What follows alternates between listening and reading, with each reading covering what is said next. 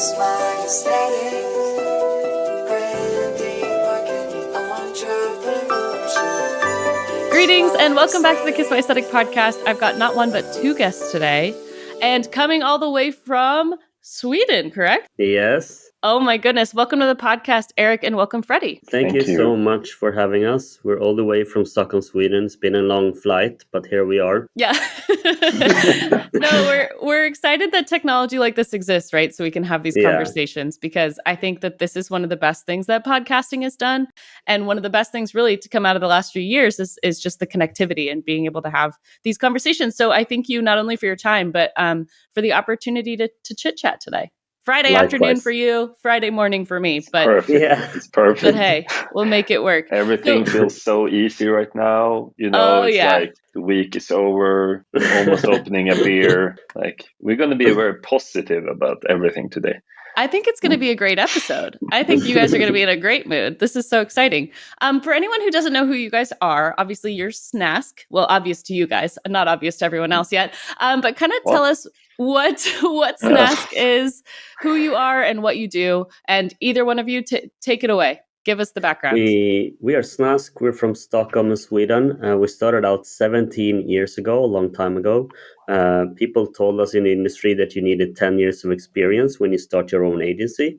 And we felt like that's probably going to be white old dudes experience. And we felt like, why not just create our own agency and make all the mistakes ourselves and create Snask? And we chose pink. And so we chose the pink way of doing things, our way of doing things. And I think that's like 17 years down the line, we're still making mistakes. It's part of our process, actually. And yeah, we're proud of it. I love that. And you talked a lot about this on an episode I just listened to with Chris Doe, where you did an interview about the word Snask and what it means. Erik, can you tell us the kind of the background of how you landed on that word? It has such a nice like mouth sound. I'm jealous. Yeah, it's like funny. So complete, you know? Snask. It's like it's sort of like it's a very Swedish word, but it really works, especially in English. And yeah, it's funny. But for us, it was more way back in the day. Then we thought that we would like not be in Stockholm in Sweden. We were like, the world is our playground. You know, we're gonna be in London or at least New York, or I know, like something. And then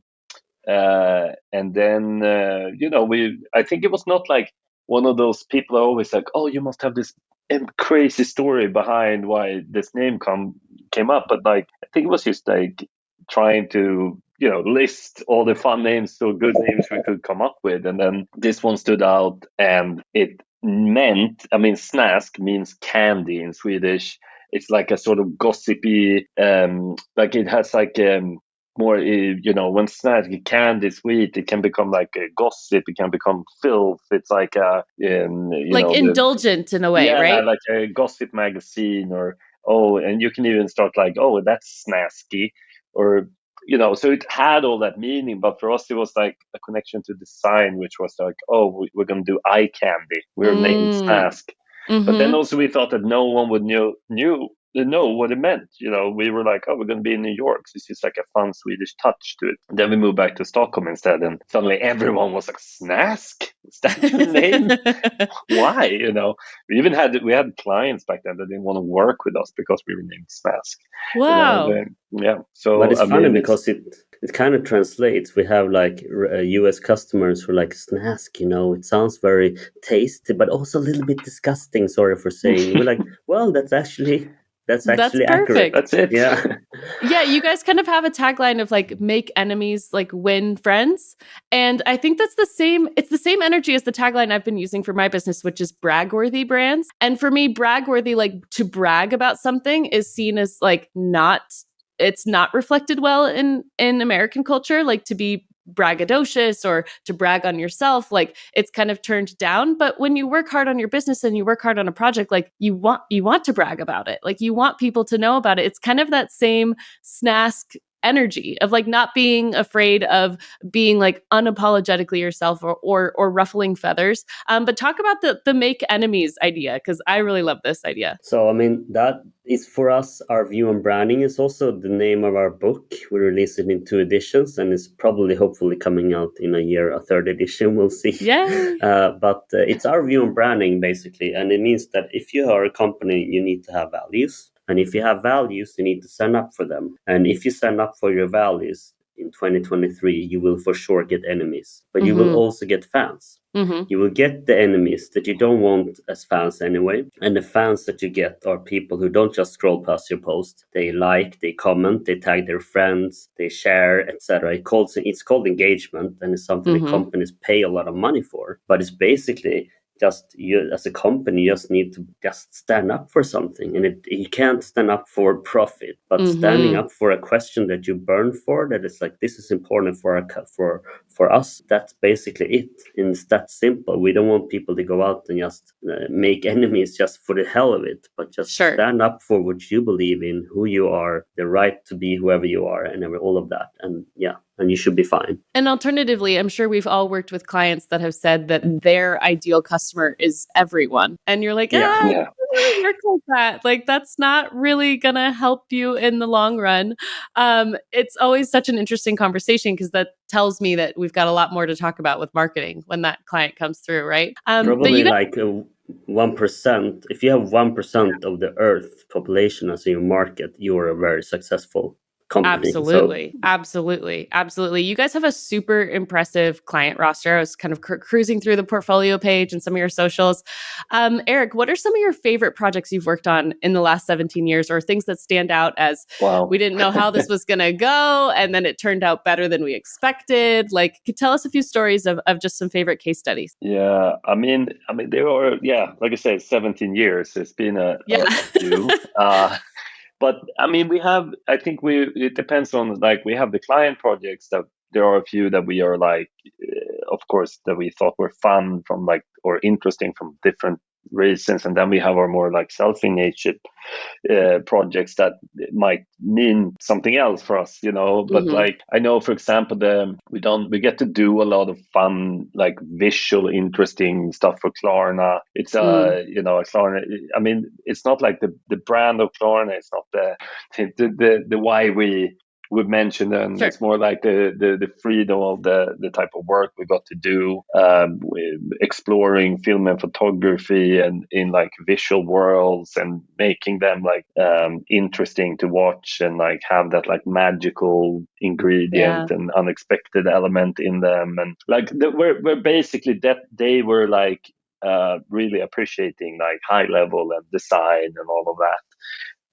That one is good. We did a campaign for Monkey some years ago that was like all about empowering female rights, and like bringing up those type of questions in the light of like commercial campaign, and like really pushing that out. That was something that was super interesting, because then you really need to you go and dig into something that you care for, and a message that you really stand behind. So then that gives you something else. And I mean, there, like, all of these projects is like something that we also get to visually dig into. Like, we always, if we can like get the time to craft and really like make that extra say, like, give it that extra effort of style and design behind it, then we enjoy ourselves, so to say. Yeah, of course. It's when it's that perfect storm of, we got to be creative, we got to challenge ourselves, we got to push the envelope, and we just really enjoyed the client and what we were able to accomplish. Like, that's the dream, right? Freddie, can you think of any that stand out? I mean, one is Malmö Festival 2014, where was our 5th year with this one of the biggest city festivals, culture festivals in Northern Europe. And we had a lot of trust after working with them for 4 years already. And we told them, like, hey, for next year, it's your 30th anniversary. We want to make a poster that is 13 meters long, 9 meters wide, build it up by hand, and then we photograph it like 30 minutes up in the air. Cool. And then when the actual festival takes place, we put it out as a festival area where people can climb around. And for some reason, they just said yes, and we created this amazing thing. It's just this so fulfilling feeling as a designer to see it. That one was real. Also just that one was interesting from the part that, like, we thought we need to, let's say, argue about the commercial reasons behind, like, oh, this will give you this and that, like trying to persuade them into saying yes to this. But in the end, they were like, remove all of that, like, practical stuff that are Yeah. connected to this idea and just make art. And we were like, we can just do What? that, you know, like, so it's kind of like, that was also very into it because they're like a culture festival and they had, of course, that perspective as well, which was very unusual and very fun. Yeah, I think our team has just done something similar with the tennis tournament that was here in town. So we did San Diego Open last year. We just wrapped it up on Saturday, so it's very fresh on my mind. But Nice. I think that it was one of the things that when the first year I signed on, I had no idea that how big it was. Like I like sports kind of on the background, but I'm not really like actively turning on sports channels. So it was funny because it was a connection through a friend who said, "Hey, I know this guy, he's putting on this tournament. Can you help with some branding assets and some social media?" And I was like, "Yeah, no problem. Like, sounds fun." Not realizing that how many people it was going to be. It's a 500 event, so it's international tennis that's coming through Yeah. San Diego. And then the approach this year, now that I had a better understanding of the context, like to really go for it with how does this brand actually function in the 3-dimensional space? That's not just a logo. It's not just a website. It's not just social, but it's creating art, like creating that activation and connecting the mission of the event and the company with the experience of being there. And I think a lot of your guys' work is very experiential based. Like it's very about like the tactile and imaginative and world building. How do you describe what you do to potential clients? Because I think it's a lot of categories, right? Like even on your website, you've got graphic design, creative direction, photo and video, brand strategy. Like that's a lot of stuff. You hear it's hard to describe. Yeah. Yeah. No, but we are very different in that sense, I think, because we also we're not like saying, hey, we're a full service agency and we just do whatever you want. Like we're still like trying to have a very strict like style and approach direction in what we do. But then since we think it's fun to like if we work on the strategy part with someone to like with finding that whole foundation, what the brand is about, and then moving into translating that into visual form, and then they're going to do photos and films. We want to make sure that still is where we wanted it to be, and that it like the level is there and the attitude is there, and then we always found it more interesting and easy to do that ourselves. And then 17 years again, it's not like we can't just like do it like this. Right. You know, we have picked up a lot of experience on the way to and you know how to do that and so on. But we often talk about visual worlds instead of like a specific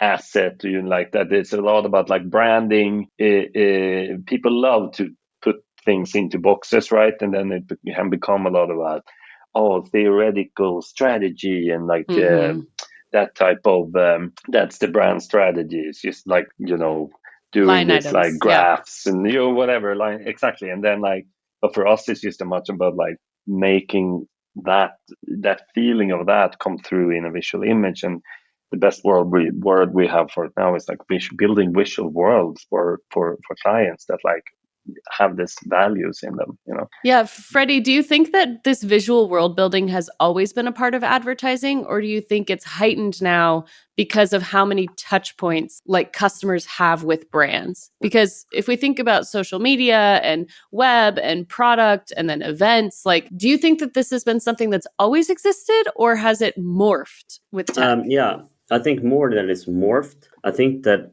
if someone made this 25 years ago, it would almost be the same thing, right? But today you can use them everywhere and you start realizing, wait a minute, this film, we should make it this way. And when the set is done, let's not tear it down, but let's bring in a photographer and let's also make an animation to use it more. But I think that actually the process is kind of the same. It's just that the way we see it from the beginning and plan it in production is different now. And it's interesting and it's good. I think that clients get more use of things. While it's before, they maybe just got a 30-second film and that was it. And then it's, oh, fuck, no one liked it. Instead of like training a lot, and yeah. Right. Kind of walk us through the process. I know that Erik just kind of talked about it briefly of like understand the client, understand their goals, and then, figure out what the deliverables are from there. But walk us through if you've got a dream client that fills out your contact form tomorrow and they're like, we want to work with Snask. What can you do for us? Like, how do you approach that project and start to get the creative ball rolling in the brainstorm? And then, just because I'm so curious what it's like to be a fly on the wall in your team brainstorm sessions, because I can only imagine how wacky and weird some of the ideas are. Tell us what that experience is like as well, if you can. Yeah, no, but it's like, I think since we talked about that, we do all these like different like Sure. steps basically over. It's all about like the perfect client for us is the one that comes and they're like, let's build a brand together. Mm-hmm. Let's really do that, like proper time consuming but also like interesting process of like Mm-hmm. finding out why we do this and where we want to go. And then it can be like we start with a lot of like workshops and stuff like that where we try to challenge them a lot to make them it's often like you can almost do this like type of stuff that they're like, oh, we have this perfect ideas, this and this, and then we're like, oh, but what if Google started the same thing tomorrow with like the newest like coolest female entrepreneurs that are just like, and they have like the backing of billions, they're like, oh my god, they don't it's like these type of things to try to push it further and further, and then when we start like aligning on them and getting that down, that's when we start moving into the visual aspects. And and then it's like that's when we translate these things, so we keep that together, and they giving us our freedom as professionals to handle that and like trust us and stuff like that. And I think like when it comes to a creative process, I mean, in one way we're not like any like crazy wizards that know how to do Right. it. I mean, everyone have their own process. This one is like works for us, or I think in our team too, is like individually people like to do different things. But then I mean, we I think in the beginning when we do this process, we often talk about more like we almost briefing ourselves, right? So it's a lot about like we shouldn't do this, or they don't want us to do that, or we like this competitor does that, and we talk about all these like more boring things, and just like sort of put up a framework. But then it's super important to just leave that behind for a while, and if you have time, because that's what you need, then you can, okay, we know this is the framework, we can always go back to that in the end or like during the process. But now we can leave it. We can have 3 weeks of just coming up with weird stuff. Nothing is wrong, so to say. And then, from that, often things start popping up. And then you start mixing it together. And, sometimes we're at home and going to bed when we come up with a good idea. Sometimes it's when we sit talk, it's like this like ongoing thing. And then often you start like putting the pieces together. You go back to that framework. You like, and then after a while you start like, landing in something good often. I think that's a super valid point, because I think with the way that social media is, there's a perception that these agencies are just cranking out best idea, best idea all the time, right? And it's easy to think that, right? It's easy to think when you're seeing someone's portfolio or you're finding them on social that they just banger after banger after banger. But what I have to remind people is like, there's an entire graveyard of terrible ideas and things that never saw the light of day, and things I never want to put my name on because I'm not proud of how it turned out, or it didn't go as I envisioned. Like, how do you kind of talk through? It's that imposter syndrome that creeps up.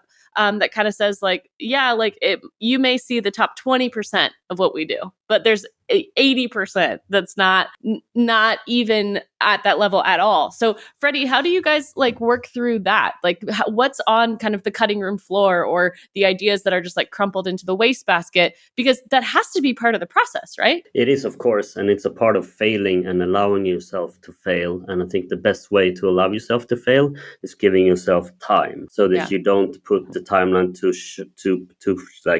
cramp, so that you actually like, we will go wrong. It's not about if, it's when we go wrong, and that's fine. But that's how we can reach the best way. And we will eat mushrooms together. No, sorry, that's another. That's another hey, creative. I'm in California. That's fine. That's very good. It's very everywhere here. Yeah. It's trendy now.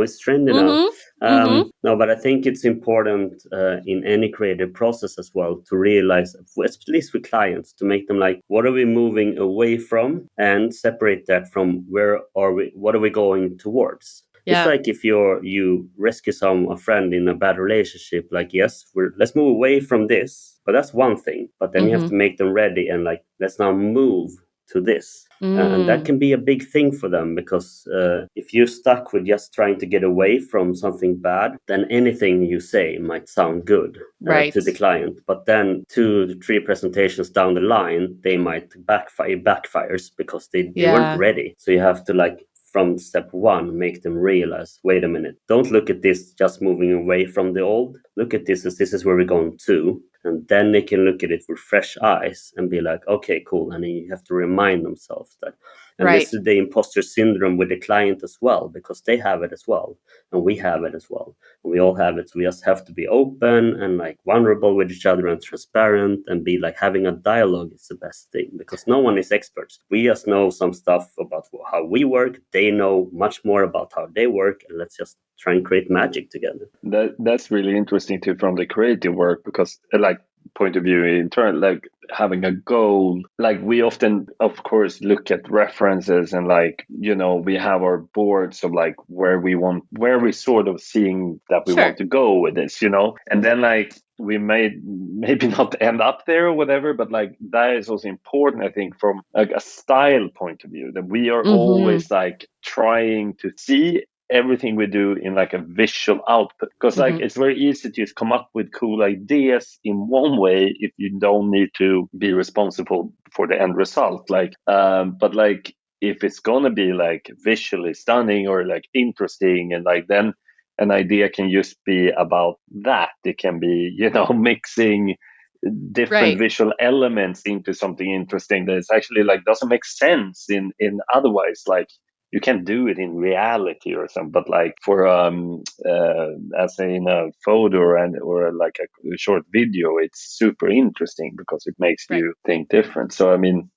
it's also about that, maybe to have a clear vision as an agency or what you do. It like where do we want to be? What are we aiming for to create, and not just like have a complete like blank page of like anything. You know? It has to be that symbiotic relationship between like, we are the creatives that you hired to help realize your vision, versus the client that's like, I want to come in and tell you what to do. I find that dynamic oscillates a lot. Like it starts one way and maybe flips to the other, and vice versa. But what you're looking for is that perfect balance of, and we said it earlier in the episode, of like trust and freedom on the creative side, that the client like is willing to put in the time and the funds to really trust. And that's a hard dynamic to nail down. And I feel like it takes a lot of like Goldilocks and the Three Bears, right? Like you have some clients that you're like, okay, they were too soft. This one was too hard. This one's just right. You know, and once you find the one that's just right, I think it's so confirming and affirming that you're doing the right thing. And you're like, okay, actually, no, maybe we do know what we're talking about. And I have this with my team all the time where it's like, wow, we really crushed that. That felt good. I want to do that again. Right. And that's the kind of jet fuel. Just you guys are nodding your heads. I'm assuming that this has happened on your side as well. Yeah. For sure. It happens all the time, and I think it's human. I think it's something human. But sometimes we find ways to tackle it, which is interesting. Like we had like a client where we did a big production, and they sent this one person from the client, and this person had to like approve everything that we did, of course. And it was maybe 60 people on the set, and this person, we quickly realized that this person will feel like, I'm not doing my job if I don't change anything. And when it comes to production, nothing should be changed. It should just be like, no, now everything should be. So then it's already been decided before. Yeah, so it's already been decided. You know, I mean, like sort of, sorry, continue. So we just started to fuck things up in the end. We were like, okay, this is a perfect image. We have everything. Let's get it approved. But first, take the bottle and put it down. And then we call the client in, and the client would be like, oh, it looks good, but maybe the bottle shouldn't be laying down because it looks like the liquid is coming out. Maybe we should just... Oh, we were like, okay, like stood up, you mean? Yeah. We're like, oh, take another photo. Wow, okay, this looks better actually. And then the client would be like, yeah, it's approved. And we realized, like, if we cater to the client's needs here, and the needs are not the perfect image, the needs are, can I actually do my job here? And yes. Yeah. No, that's such a good point, because it's such a psychological, sociological experiment too, right? It's not even that the idea is always like 100% locked in stone, but sometimes the client just wants to be heard. Like they just want to feel like their input is having an impact because they don't want to just keep signing a check. And I mean, the best clients are the ones that sign the check and say, we trust you, go for it. And like, they're totally hands off. Right. And you're like, great, this is amazing. But I think a lot of times, especially with the clients that are opinionated, and I say this all the time, it's like, I need the decision makers in the room in the first meeting. Because I can't get down to step number 6, 7, 8, 9, 10 to then have someone that has to have a decision made that wasn't part of the original conversation. Because something that they're saying at step 7, 8, 9, either we've already covered or is going to change the course. It's going to have a domino effect on how everything else gets executed, right? Yeah, it's such a conundrum. And I think with creatives too, there's this misconception that, oh, you just make stuff all, like my friends that don't work in creative fields that are like lawyers and teachers, they're like, oh, you just like get to make stuff all day. But it's like, there's so much people work that goes into having an agency and understanding clients and getting aligned on timelines and deliverables and goals. And man, it's exhausting. We used to talk most days. We used to talk. Literally. Yeah. No, it's such a good point. Trying to, it's really like that. And it's like, but it's so important what you guys are saying about like everyone's human too. It's like, this is that's the thing. It's like it becomes so cold sometimes. It's like the client and the know producer there and the director, whatever. It's like we can all like hang out. Sometimes when we are not in control of the when we are also like a piece of the, like someone else is deciding who gets to talk to who, and we're not allowed to speak to the client sometimes. And and we're like, if we just had the chance to talk to them, this wouldn't like be an issue, And this literally happened to me this week. I had a dream client come through. They had a contract. Then they said, I'm going to send the contract to my agent. Agent redlines the entire contract. And I was like, okay, like I've already had a conversation with this client. We see eye to eye. We're on the same page. I'm not going to try to screw you on purpose. Like we're human, right? Like, man. And so now it's completely derailed the whole potential of the project because there's now, and I understand why it exists, of course. And you want to be legally protected, but it does kind of take the air out of your tires when you're like, dang, like we were so connected and seeing eye to eye, and now it's like, nuts. Also, I think the quality can become slow. It's like watching a movie. Like let's watch Lord of the Rings, and you watch it, and it's 3 hours long, and after 1 hour, someone pauses, like, wait a minute, we just need to circle back to Steven. I'm gonna need to anchor this in. But Steven hasn't watched the movie. Yeah, but it's about two short guys, and then it's a ring, or whatever, and this white wizard. We're like, yeah, okay. Yeah, but and then Steven is gonna be like, no, that's shitty.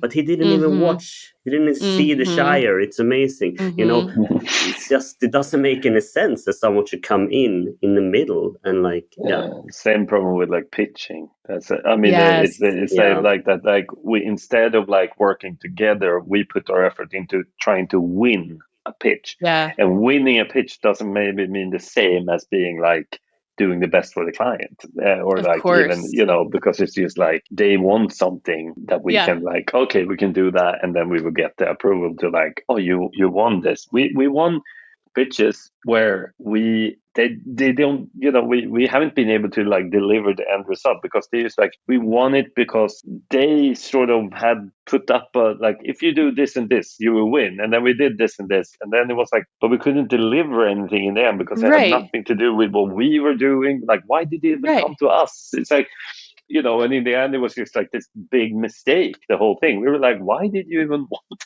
us to do this? Totally. Because, and it's like no conversation just becomes this like, this is how you do it type of like, this is it's both disappointing and comforting to know that everyone's dealing with these issues.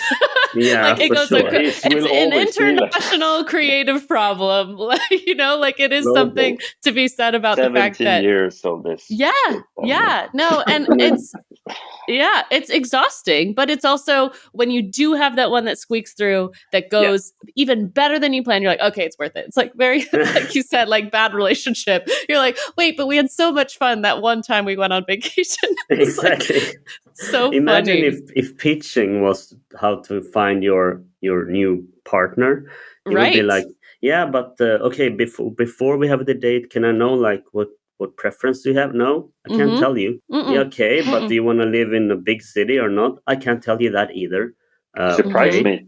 surprise me. surprise me. And I'll choose whoever's gonna be best for me. Yeah, but no, everyone's just gonna tell you what you want to hear. It's just Of course. it's not gonna be real, and it's not gonna be good. course. And it's the same thing. Everything can be connected to relationships. Yeah, no, it really can. And I think that that's where your guys is like the vulnerability, empathy, and like understanding the humanness of these interactions. I think it's such a good reminder and such a good place to kind of find yourself, because that's what it shakes out to at the end of the day. Like, it's just creating those relationships, coming from a place of empathy, coming from vulnerability, encouraging creative ideas, and all of those like warm fuzzy themes that we love, right? Yeah. But there is also a side of this to design agency side, which is a lot about tech tools, different trends that are happening, not happening. I think the video that I just saw on your guys' social that stuck out to me that I just want to ask, because I'm so curious, is the Klarna ad with the really, really long hair on the horse, and they're playing the hair. Like, just walk through that from like a tech creative tools side. How does something like that even get made? Because my mind is blown. That's funny. I'm like that. This is The a hair great was question. very hard to collect, right, Erik? I was gonna say it took a lot of time. A lot of horses Yeah. had to die to make it. Tragically. No, but, Yeah. no, it's funny that I just want to also tell how that idea came to be. It was that Please. because since we talked a little bit about that, it was like we were discussing different things that were like have the Klarna is about this like smooth movement and nice, and then we were like, oh, we came into like classic music and like instruments of that, and then we realized that the strings in the like in a violin are made by horse hair, I think, and and then that was like, oh, we started to talk about that. Oh, it's horse hair is kind of into, and then suddenly they were connected. Like horse hair is like very flowy in the wind and nice, and classical music together. Oh, maybe they can play the horse hair, like. Uh-huh. That's how how it connects and happens. And then for that's the proper film production. We had to dig into that. How can we do that? We always try to do as much as we can in camera. So we have a real horse, we have a real orchestra, we have a opera house that we are in. We're shooting everything, but then we had like a fake sort of hair that is there, but it's not the hair in the video. Sort of. Sure. They have like, it's almost like a little sculpture that they are sitting playing on in the actual footage, and then in post production we build like a 3D hair, and sort of that thing was replaced by it. But then so that's how the end result is, like together with a post production company that we collaborated with to like do that. But then your mom calls you in the end of the production. What are you working with, son? You're like, for 1 week I've been doing this, mom, and it doesn't help her. No. Yeah. I love those too, because you're just like, oh yeah, today I did this crazy ridiculous thing that I never thought I was going to do, but here we are. I think that things like that totally stick out. You say you've got a lot of outside partners that you collaborate with. From like a tech tools trends side, AI is obviously a really hot topic. I've been loving Midjourney. I don't know if you guys are into that whole rabbit hole yet, but also like the democratization of those tools, I think, is something that's really going to change the marketing landscape in the next few years, if not the next like 2 months, right? Like, it's happening so fast.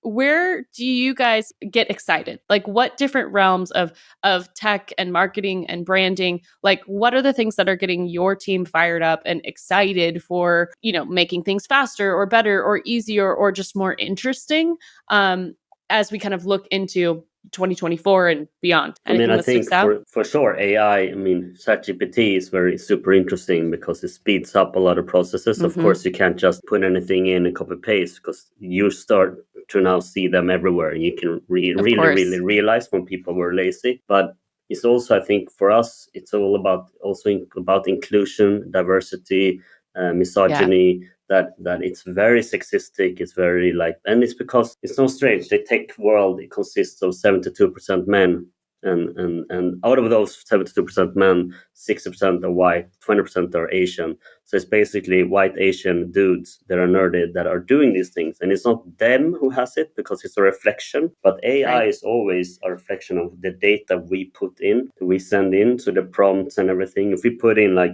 create a director, it will be a white man with glasses, not a woman, not a color. It's just that's how it is, and I think that's important to bring with us all the time. But I mean, AI can be phenomenal. You just need to see it as a tool, not see it as like, oh, I don't have to work now, I can just do this automatically. Then it will be no, you will fall behind because people will eventually use it like you do, but then do something even greater because of it. And I think just seeing AI as a great tool is the right way to go about it. But then, of course, also I think seeing the dangers with it and trying to think about it, like how can I put in better prompts so it's not sexistic or not this or not that. I think that's we need the responsibility is not easy because it's kind of shared. Absolutely. And it will definitely be that collaboration. I think from our point of view, I mean, we always used all technology as a tool. So like the computer is also used a tool for, we always like took things, the design out in reality, cut out letters in different materials, took photos of that, brought it back in, like that's been a part of our way of doing things. So AI sort of just gets yet another one to use in one way. Right. I also think sometimes that like when we talk about new technology and stuff, it's a little bit like we need to ask our questions like to ourselves like, is it solving a problem? True. And there are many of these things that I don't think it doesn't solve any problem because we already knew how to do all of this stuff. It's just that it does it way faster, and like I say, it's a democratization thing going on with with that more people can maybe then do more visual things, and that makes it interesting and all of that. But like it's also like when we do professional work that we are like here to deliver a unique thing at a certain quality and etc. Like I mean, seriously, like do we use Midjourney today in our like no, not really. Like we try it maybe sometimes. We go in and we do some little like visual. Have I really used it? Like no, maybe it gives me, it's like a try something, but like it hasn't changed anything. I don't know, like really. For me, ChatGPT maybe more, but I think they're both interesting. They're both tools. And I think your point, Freddie, about like it depends on the quality of the input. That still is a thing for creatives in general, right? Like if you're only exposing yourself to white, straight men design, you're only ever going to have that as your inspiration or your input. So you got to get yourself out there and go see other cultures and go to art museums and talk to different types of people. And you have to expand your input as a human being to be able to pull these totally seemingly unrelated ideas together. So it's very much the same. I think that Midjourney and ChatGPT are interesting, but I think you guys are right. And I am very much like a technology optimist, and I'm like, this is amazing. And like very like full into it. But then you start to realize like, okay, if I can write a blog post in 30 seconds, it's not what am I now going to do with the time I got back? But now it's going to be this expectation that you have even more productivity in the time. And you're like, okay, well then what was the point? Because now we're getting lost in the sauce a little bit, because it's not that, oh, this is going to, because everyone's going to get this 4-hour work week magically. It's like, this is going to come at the cost of someone else someone who was expected to write one really good blog post in the same amount of time is going to be expected to write 40 blog posts. And there's the quality per the quantity.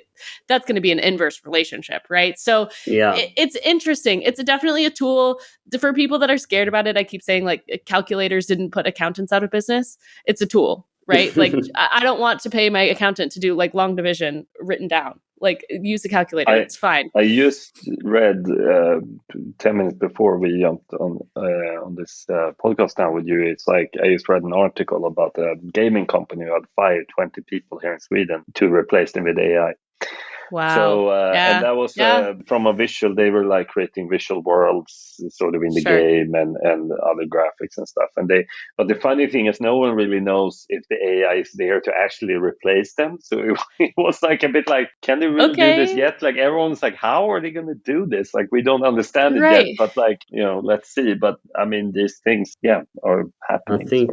I think another thing that is important is that AI and algorithms ask you what you want in Midjourney. It take a chance like this is maybe what you want to see, and it's all connected. So when enough people say no to something, it won't show that again. Less and less and Right. less and less. And that's how algorithm works. And it becomes a negative spiral, like an echo chamber, where nothing new is ever allowed to be exist unless people instantly like them. Nothing that is provocative is allowed to exist unless people instantly like them. And this is not how great ideas, music, art, books, etc. got created. It got created because like Freddie Mercury wrote a song that was 6 minutes long with 3 different genres, and radio told them Bohemian Rhapsody is going to be the worst song ever. No one is going to know about it, and now it's like the best ever. And it's like that didn't come from listening to algorithms and like or catering to what people want, right? No, it comes exactly. from I need to make this because this is the thing that needs to get made. Yeah. It comes from me, and I need to get it out. Absolutely. So interesting, so fascinating. Such a good conversation, you guys. This has been great with two guests. Nice. Absolutely. I always love to ask our guests this question, which is, what's something that you think you guys do particularly well, and what's something that you would like to do better? You can both answer the question, or you can each take one part of the question. I'll take any combination. Freddie should be better. No. I mean, what we do good, I think that we try and do things differently. It doesn't mean that we necessarily are better than anyone else. It's just that we when we do some work, we try and do something different. And I think, at least for us, for our process, it makes it better for us. So I think that's a good thing. And maybe a bad thing could... you go, Erik. Oh, no, yeah, sorry, I didn't know if you had a bad one, but I know something that we're not that good at, and that is, but it's actually, we're not good at celebrating the work we do. No, We're super bad at that, so it just like gets out, we're like on to the next thing, and we never like, that was actually, or just like have a cheers to like great work, it's like, that's something that we could Should definitely we make a do better. promise here with Michelle as a witness, Erik, that from now on we'll celebrate when we're done a new project? Great. You Cheers heard to it, that. Michelle. Or maybe we're going to take in like so many projects now, so we can like celebrate. Yes, I'm here as a witness. No, I very much am the same, right? It's always easy to kind of harp on the things that didn't go well, or like let it weigh on you or sit on you. But we kind of have the same thing with my team, and we're coming up to like a really big kind of end of a chapter with a bunch of projects, but we're going to have my whole team's virtual. So we're going to have a virtual pizza party and just cheers to ourselves and pat ourselves on the back and say, nice. We really did give that a very solid, good work,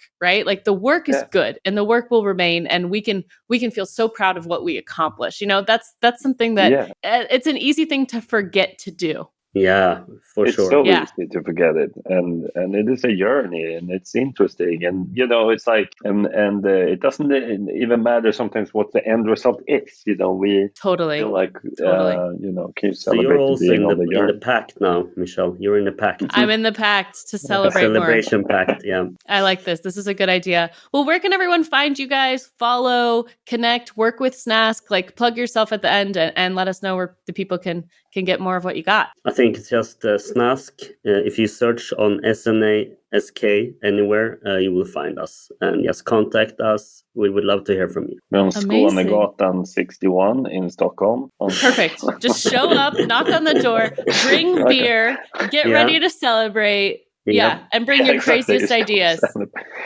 That's exactly. Amazing. Well, Thank you so much for your time, guys, and for connecting across different time zones. I really appreciate it. I think this was an awesome episode. Thank you so much. Likewise. It was amazing.